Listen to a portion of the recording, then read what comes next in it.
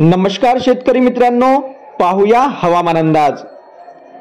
14 November पासून पुन्हा एकदा पावसाचा जोर वाढण्याची शक्यता। हवामान विभागाकडून अलर्ट जारी।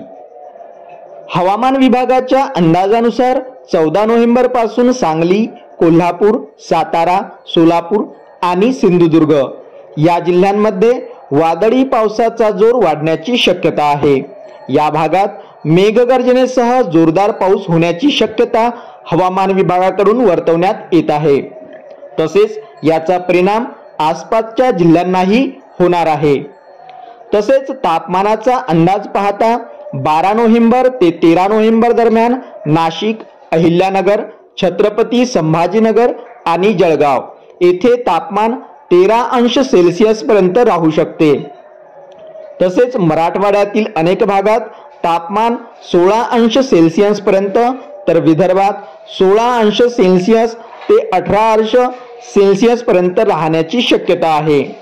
दक्षिण मध्य महाराष्ट्रात तापमान 16 तर आसपासच्या भागात 16 अंश सेल्सिअस राहील। किनारपट्टीच्या भागात तापमान 22 अंश सेल्सिअस तर किनारपट्टीपासून दूर असलेल्या कोकणातील भागात 18 अंश सेल्सिअस तापमान राहण्याची शक्यता हवामान विभागाकडून वर्तवण्यात येत आहे। अशाच नवनवीन माहितीसाठी आपल्या चॅनलला नक्की सबस्क्राइब करा, जवळच असलेला बेल आयकॉन क्लिक करा। धन्यवाद।